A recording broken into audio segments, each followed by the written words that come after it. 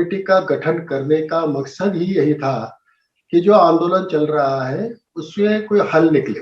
Government जब तक किसानों से ये उपज खरीदता है, किसानों की दाय कभी भी दुगनी नहीं हो सकती, कभी भी नहीं। आप किसानों को खुला छोड़ दो, उनको व्यापार करने दो, चाहे देश में या विदेश में व्यापार करने दो, दुगनी नहीं चौगनी हो जाएगी। केवल राजनीति के लिए किसी आंदोलन का इस्तेमाल करना या किसी किसानों की ताकत का या किसी भी ताकत को राजनीति के लिए इस्तेमाल करना बहुत ही गलत है।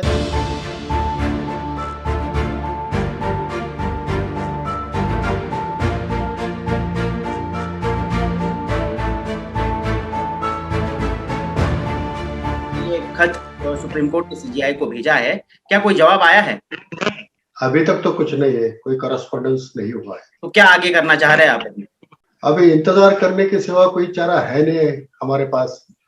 ये तो सुप्रीम कोर्ट के चीफ जस्टिस ऑफ इंडिया के खिलाफ तो कोई आंदोलन नहीं हो सकता, बस इंतजार करने के सिवा कुछ कर नहीं सकते। आपने दावा किया है कि इस रिपोर्ट में जो सिफारिशें की गई है उससे इस प्रदीर्घ आंदोलन का हल निकल सकता है, रास्ता निकल सकता है।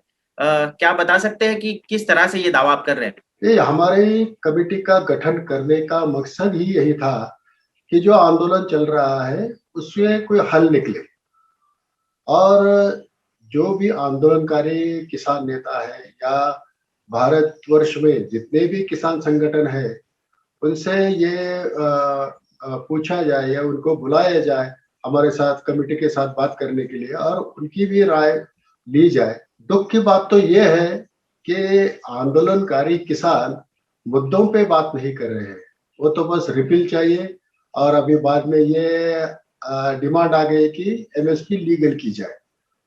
ऐसा अगर रवैया रहा किसी भी संगठन का तो अब बात आगे बढ़ नहीं सकती। इस रिपोर्ट से हल निकल सकता है, ये जो दावा आप कर रहे हैं, आप थोड़ा विस्तार में बता पाएंगे कि रिपोर्ट में ऐसा क्या है जिससे आपको विश्वास है कि इससे रास्ता निकलेगा? नहीं, माफ कीजिए, वो रिपोर्ट अभी भी कॉन्फिडेंशियल है, इसलिए मैं रिपोर्ट में क्या लिखा है उसके बारे में कुछ नहीं कह सकता। लेकिन ये जरूर कहूंगा कि जितने लोगों ने हमसे बात की, वो भले कैसी तरह के स्टेक होल्डर्स हो, किसान हो या एपीएमसी वाले हो या कोई भी हो, तो उन लोगों में से ज्यादातर लोगों ने जो चाहा है वो हमने उसमें लिखा है, उसमें हमारे मन की बात कुछ नहीं है। आपने बताया रिपोर्ट तो कॉन्फिडेंशियल है, लेकिन क्योंकि आप किसान नेता है, क्या आप जैसा एपीएमसी का मुद्दा है, जैसा स्वामीनाथन आयोग की सिफारिशें है, जिन मुद्दों को लेकर ये पूरी समस्या जो है जटिल बनी हुई है, आप किसानों के हित में इसके बारे में अपनी राय क्या देना चाहेंगे? स्वामीनाथन रिपोर्ट के बारे में उसको तो हमने विरोध किया है। स्वामीनाथन जी तो एक एग्रीकल्चर साइंटिस्ट थे, वो जेनेटिस्ट थे, साइंटिस्ट थे और बहुत अच्छे तरह का काम उन्होंने किया है, लेकिन वो इकोनॉमिस्ट नहीं थे। उन्होंने जो सिफारिश की है उसको भी बहुत गलत तरीके से पेश किया गया। लोग कहते हैं कि स्वामीनाथन जी कहते हैं कि उपज के जो लागत मूल्य उसका 50% दे दो, लेकिन उन्होंने ऐसा नहीं कहा है। उन्होंने कहा है कि minimum support price should be at least कहा है, at least 50% more than the weighted average of the cost of production. ये वेटेड एवरेज का भी एक महत्व है इसमें, और एटलीस्ट 50%। कुछ फसलों में वो 200% भी हो सकती है, 150% भी हो सकती है, लेकिन ये तो बस 50% पकड़ के चल रहे हैं सब लोग। ये नुकसान है किसानों का भी। तो एटलीस्ट 50% नहीं है, और वेटेड एवरेज ये होता है कि पूरे देश में जो कॉस्ट ऑफ प्रोडक्शन होते हैं, पंजाब के गेहूं का जो कॉस्ट ऑफ प्रोडक्शन है उसकी तुलना में महाराष्ट्र में जो गेहूं का कॉस्ट ऑफ प्रोडक्शन है वो काफी ज्यादा है। लेकिन पूरे देश का अगर एक कॉस्ट ऑफ प्रोडक्शन निकालना है तो उसको एक वेटेड एवरेज कहा जाता है, और उस वेटेड एवरेज के 50%, 100%, 200%, 250% कुछ भी हो सकता है। तो ये गलत उसका अर्थ निकाल के वो लोगों को कहा गया, और लोगों को ये लग रहा है, एक तो पहली बात तो ये है कि कोई भी सपोर्ट प्राइस डिक्लेयर हो किसान समाधानी नहीं होता। अब 2 दिन पहले गवर्नमेंट ने काफी ये डिक्लेयर किया और काफी बढ़ोतरी उसमें दिखाई गई। 35 रुपये से 400 रुपये तक का हर एक फसल में उन्होंने दाम में बढ़ोतरी कर दी।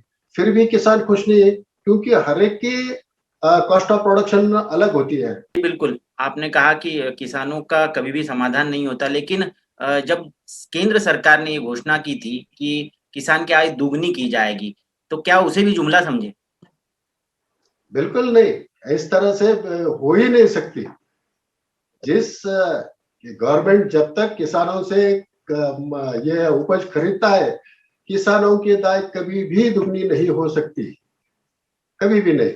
आप किसानों को खुला छोड़ दो, उनको व्यापार करने दो, चाहे देश में या विदेश में व्यापार करने दो, दुगनी नहीं चौगनी हो जाएगी। तो आप दुगने पे क्यों अड़े रहे हैं? और कब हुआ है? ये हो ही नहीं सकता।